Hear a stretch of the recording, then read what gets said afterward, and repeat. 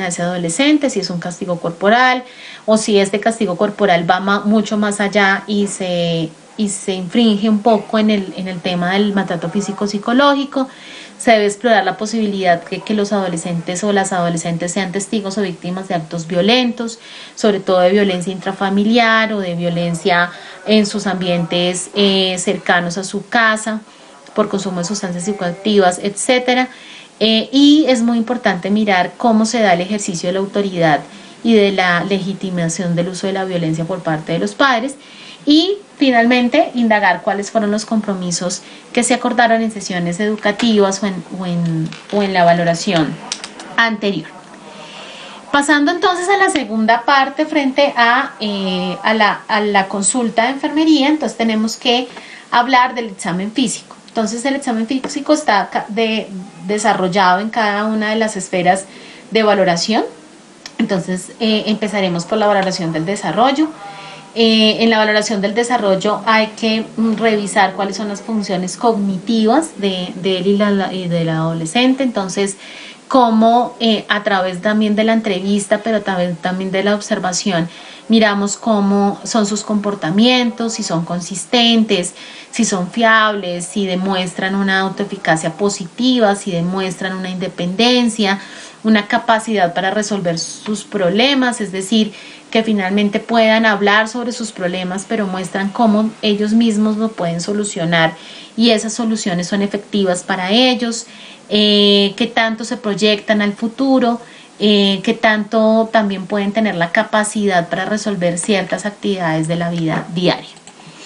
Es importante entonces mirar qué tan satisfecho está con esa identidad de la que hablamos al inicio en la anamnesis, mirar cómo, digamos, esta identidad ha sido positiva en términos de parentabilidad, es decir, que los parientes, que la familia haya aceptado esa condición o esa identidad sexual. No necesariamente quiere decir que porque se tenga una identidad sexual con el mismo género haya sido rechazado o porque se tenga una identidad sexual con el sexo contrario haya sido aceptado. Entonces es importante ver cómo la familia ha aceptado esta identidad sexual que él y la adolescente ha decidido tomar, cuáles son esos factores a nivel familiar, de pares, de profesores y de otros modelos personales que le permitan al adolescente y al adolescente desarrollarse adecuadamente, cuáles son esos factores contextuales y qué tan buenas relaciones existen con esos factores contextuales, cómo es el desarrollo en términos de autonomía, qué tanto el cuidador permite que esa autonomía sea eficaz, y que se pueda desarrollar en las tres esferas de la autonomía, que es el componente actitudinal, emocional y funcional, y que tanto pues en la casa se ejercen límites y se ejerce la autodeterminación, la autoestima y la autoeficacia como valores dentro de la familia para que ese adolescente pueda resolver los problemas que se le pueden presentar fuera del hogar. En la valoración del estado nutricional y seguimiento a los parámetros antropométricos, entonces se debe hacer un cálculo de las medidas de peso y talla, de índice de masa corporal para la edad y de talla para la edad. Se tiene que hacer una identificación de factores de riesgo para conducta alimentaria,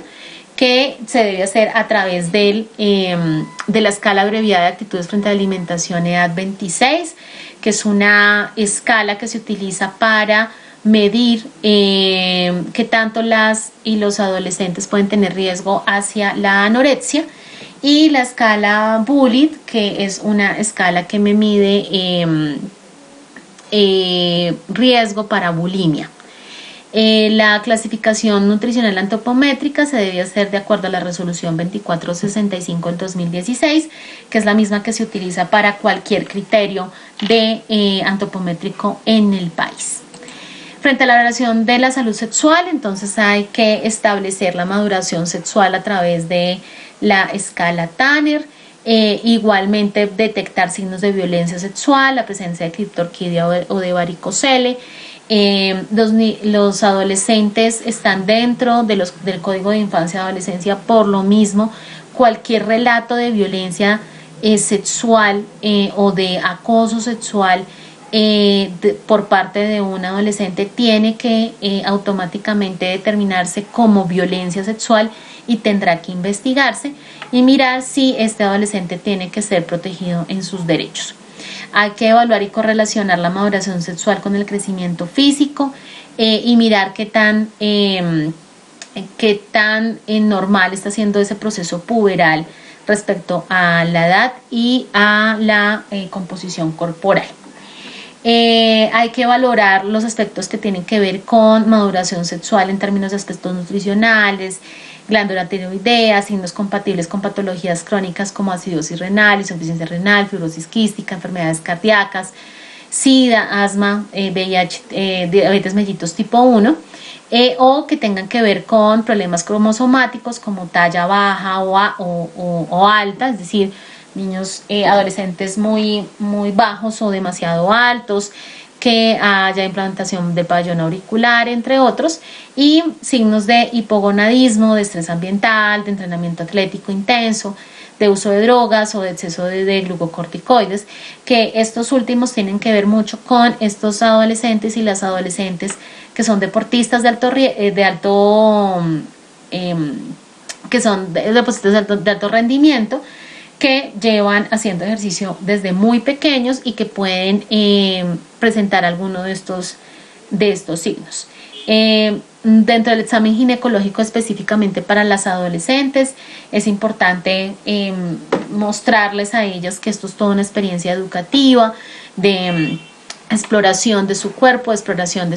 su propia genitalidad y de su propia corporalidad, lo mismo que a los adolescentes hombres, porque estamos en una sociedad en la que pues conocernos sexualmente y en nuestro cuerpo a veces no es muy bien visto por los padres, y los padres muchas veces tampoco saben cómo abordar esta situación. Frente al desarrollo puberal, los invito a ver ese video de YouTube en el que nos muestra cómo se hace esta valoración del desarrollo puberal. Es importante entonces tener en cuenta que este desarrollo puberal en los hombres comienza entre los 9 años y los 14 años, que hay un aumento de los testículos, que hay un aumento del tamaño del pene, que primero crecen los testículos, después el tamaño del pene. Esto es supremamente importante porque muchas veces el adolescente o la adolescente se asusta un poco frente a este proceso. La aparición del vello púbico a los 13 años, las poluciones nocturnas o los sueños eróticos a los 14, y el vello en las axilas, el cambio de la voz y el acné, que es muy característico de ese desarrollo puberal en los hombres, que puede suceder más o menos a los 15 años. En las mujeres, el comienzo de la pubertad es un poco más temprano, de allí que las mujeres tengamos un desarrollo en términos de la adolescencia un poco más acelerado que los hombres. El primer cambio puberal está visto desde el desarrollo de los senos. El desarrollo del vello púbico se da poco después del desarrollo mamario, entonces encontramos adolescentes entre 12 y 13 años que ya pueden tener un desarrollo mayor de los senos y poco desarrollo en el vello púbico. El vello en las axilas que sale aproximadamente a los 12 años, y el inicio, la menarquia, que puede aparecer entre los 10 y los 16 años, dependiendo de esas condiciones ambientales y genéticas. Respecto a la valoración de la salud visual, entonces es importante ese examen oftalmológico, de revisar muy bien toda la composición de las estructuras del segmento anterior y posterior. Durante la consulta se debe valorar la agudeza visual, pues utilizando los mecanismos de valoración que tengamos, digamos, dispuestos de acuerdo al lugar donde nos encontremos. Y si se encuentra algún factor de riesgo o alguna alteración o anormalidad, es importante remitirlo a una consulta resolutiva de optometría u oftalmología, dependiendo un poco de la estructura que se puede identificar que está alterada, para poder que este adolescente o que esta adolescente pues pueda tener una salud visual adecuada, porque esto puede ser parte o les puede afectar en su autoimagen por un lado, pero por el otro lado también frente a su deserción escolar en un momento dado. Frente a la evaluación de la salud auditiva y comunicativa, entonces incluye el estado del oído y su integración. Esto se debe valorar con los instrumentos que tenemos a nuestro alcance. Debemos preguntar que si ha tenido algún problema en el oído, que si cree que si escucha bien. Existe una lista de chequeo para factores de riesgo que también se encuentra dentro de la norma. Y lo mismo, en caso de encontrar alguna normalidad, se debe remitir a una consulta por otorrinolaringología para que se pueda identificar si hay algo alterado. Frente a la evaluación de la salud bucal, entonces se tiene que hacer reconocimiento de las estructuras dentomaxilofaciales en todo lo que tiene que ver con la boca y sus accesorios. Es importante mirar la funcionalidad en términos de masticación, declusión, habla, fonación, socialización, efecto de autoestima, entre otras. El propósito también básicamente es encontrar alteraciones en esta estructura y, en caso de identificarse, realizar la remisión correspondiente. Frente a la salud mental, entonces es importante mirar lo que habíamos establecido en la anamnesis, si hay trastornos mentales de los padres, cuidadores o otros integrantes de la familia, el consumo problemático de sustancias psicoactivas por parte de padres o cuidadores, o que el adolescente o la adolescente esté expuesta ambientalmente a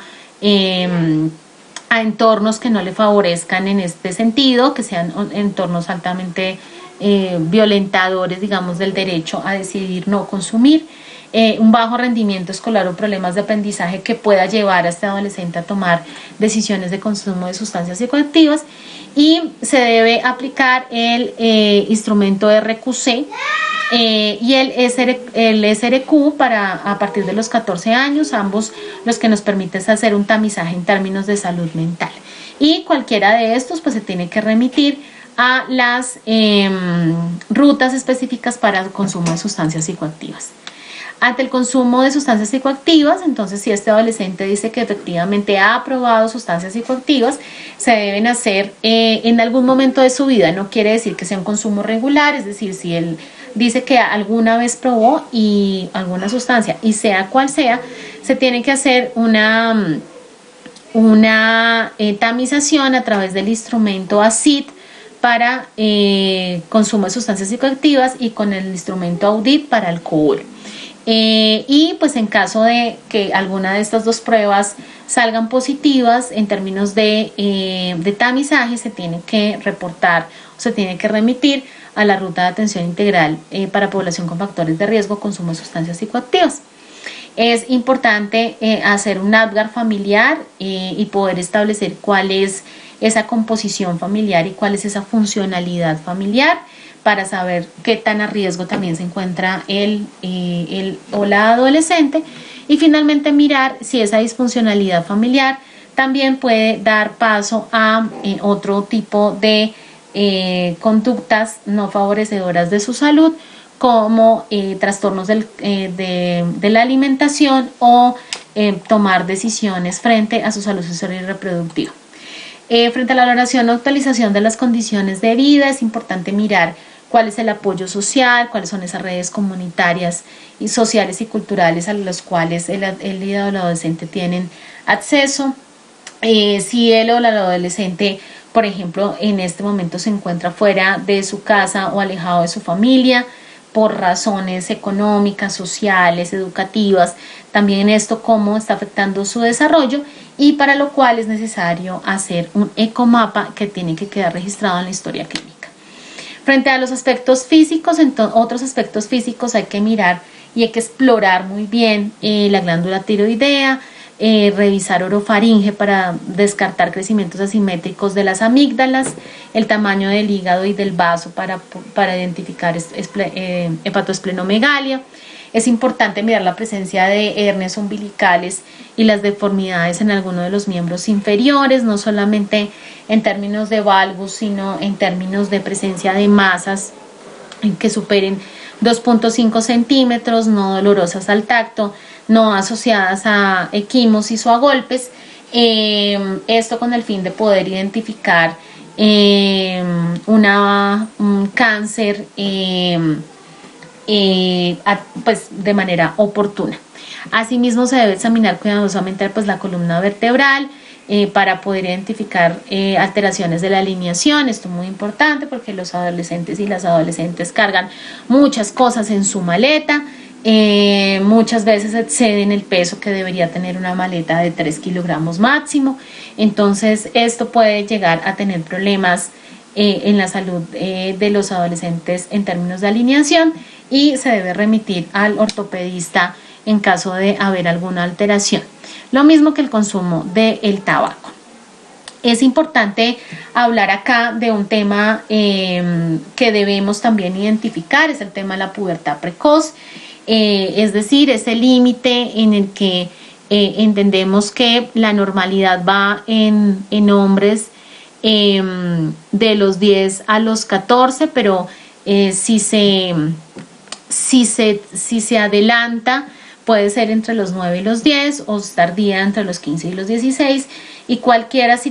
situación que se salga de allí es importante tenerla en cuenta. Y en las mujeres se considera tardía después de los 14 años y se considera adelantada antes de los 8 años. Esto es muy importante porque cada vez más estamos identificando adolescentes con una pubertad precoz, o más bien niños y niñas que ya están en procesos de la pubertad cuando pues no deberían estarlos. Esto es importante también tener en cuenta que todos estos cambios que se producen, los mismos cambios que vimos anteriormente, se adelantan, ¿sí?, o se atrasan, y entonces cualquiera de estas alteraciones tienen que ser identificadas. Mirar un poco cuál puede ser esa pubertad central progresiva, esa pubertad precoz no progresiva. Es decir, hay adolescentes, hay niños y niñas que tienen una pubertad precoz, pero que esta pubertad precoz puede ser manejada cuando es una pubertad precoz no progresiva, puede llegar a ser tratada con medicamentos tempranamente, o con la disminución de la exposición a disruptores endocrinos. Y cuando es una pubertad central progresiva, pues definitivamente hay que tratarla con medicamentos. Esta situación, ¿por qué se da? Porque es que estamos cada día más expuestos, o los niños y las niñas están cada día más expuestos a la exposición ambiental a disruptores endocrinos. Los disruptores endocrinos son una serie de sustancias químicas que son capaces de alterar hormonalmente el organismo y generar una disfunción en esa producción hormonal. ¿En dónde encontramos esos disruptores endocrinos? Los encontramos en alimentos que están contaminados básicamente por exposición a BPA, por ejemplo, cuando guardamos alimentos en recipientes que no son libres de BPA. Estos pues suelen quedar allí con trazas de BPA, entonces esto puede llegar a ser un disruptor endocrino. El uso de pesticidas, entonces tratar de consumir alimentos que no estén contaminados. En los productos de higiene personal y de limpieza, entonces es importante mirar cuáles son los productos que se están utilizando para el cuidado personal de los niños. Muchas veces los niños no utilizan productos para niños, sino que están utilizando productos para adultos, en los materiales de construcción, en los plásticos, en los ambientadores, en la decoración, en insecticidas, en ropa, en juguetes, electrodomésticos y en los aparatos electrónicos. Entonces no hay evidencia suficiente ni contundente. Sin embargo, hay estudios que han intentado demostrar que el uso excesivo de aparatos electrónicos, como es el caso de celulares y tablets, desde muy temprana edad, en el sentido de primera infancia e infancia, pues son los que nos están dando esas cifras tan elevadas de pubertad precoz en el mundo. En ese sentido, es importante evitar los artículos fabricados con policarbonato, es decir, todo lo que tenga que ver con BPA y con estos elementos que están, digamos, que tienen polivinilo, que son juguetes, esto viene en la ropa. Cuando uno ve, digamos, las etiquetas puede ver que tiene polivinilo y que no. Asegurarse que, digamos, los chupos y los teteros no sean fabricados con bisfenol A, o sea, es decir, que sean libres de BPA. Que tratar de reducir la mayor cantidad de consumo de alimentos enlatados o alimentos que tengan conservantes como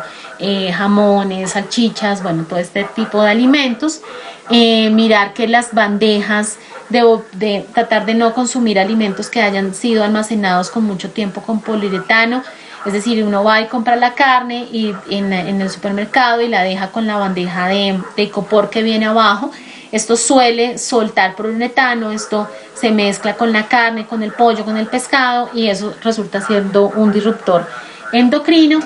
Y la costumbre que tenemos ahora de mandar a las niñas a la peluquería, se ven muy bellas con sus super trenzas, maquilladas las uñas de los dedos de las manos y maquilladas las uñas de los pies. Muy lindas ellas, pero obviamente este uso de todos estos elementos que en su mayoría tienen bisfenol A y que tienen BPA en su mayoría, o muchos de estos también, los esmaltes también tienen polivinilo, pues realmente están haciendo que esta niña pueda sufrir de pubertad precoz. Finalmente, entonces, tenemos toda la información en salud que debemos darle a los niños, niñas, a los adolescentes y las adolescentes. Por un lado, pues la promoción del bienestar y la salud, del ejercicio de su sexualidad. En caso de la familia, apoyar la construcción de la autonomía y de la identidad de los adolescentes. Fomentar las prácticas deportivas organizadas, la actividad física, la evitación del sedentarismo y el uso programado de la televisión, de la higiene personal y de la higiene bucal, del ejercicio que ellos mismos deben hacer sobre sus derechos. Y finalmente, en el plan de cuidado tenemos que remitir a odontología. Debemos hacer y debemos remitir a una prueba para tomar una prueba de hemoglobina y hematocrito. Debemos que hacer remisión a vacunación, que incluye pues la colocación del toxoide tetánico difterico y la vacuna del papiloma humano para niñas entre 12 y 17 años. Y los tamizajes para población con alguno de los siguientes riesgos. Entonces hay que hacer prueba rápida treponémica para el caso de sífilis, hay que hacer prueba rápida para VIH y con consentimiento, es decir, que haya tenido algún comportamiento de riesgo o relaciones sexuales sin protección. Una prueba de embarazo en caso de retraso menstrual u otros síntomas o solamente signos de sospecha. Y pues en el caso de adolescentes que tengan menores, que sean menores de 15 años, que tengan múltiples compañeros sexuales o que ya hayan tenido hijos, son adolescentes que deben remitirse para citología cervicuterina. Si los adolescentes no cumplen con estos criterios, no hay necesidad de enviarlos a la citología. Frente a la educación individual, se debe hacer educación en habilidades para la vida, para el afrontamiento emocional, para poder manejar los temas de dominio de su identidad. Los adolescentes que hayan tenido problemas de comportamiento, que tengan pocos recursos familiares y sociales para la toma de decisiones con autoeficacia. Adolescentes que obviamente tengan actividades delictivas de violencia o de consumo de sustancias psicoactivas, que tengan problemas o déficits o límites en la libertad, es decir, estos adolescentes que también no pueden desarrollarse libremente o que tengan desconfianza de su familia o de sus amigos, y adolescentes que tengan problemas en su imagen corporal y con su peso, deberían ser priorizados por nosotros para la educación individual. Hay que hacer un fortalecimiento de la alimentación saludable, hay que tratar de trabajar la cesación del tabaco, la exposición del humo al tabaco y sobre todo un énfasis grande en la educación en derechos sexuales y reproductivos. Y finalmente, pues hacer una consulta de abordaje básico a las familias de acuerdo a los hallazgos que hemos encontrado, mirar entonces de acuerdo a esa dinámica y esa estructura familiar qué necesita esa familia para poder trabajar con el adolescente, Y si el adolescente o la adolescente ya inició su anticoncepción, su vida sexual activa, debe remitirse a una consulta para de métodos para mirar la intención frente a su paternidad, su maternidad, y la escogencia del método que más le convenga o que prefiera él o la adolescente. Muchísimas gracias y posteriormente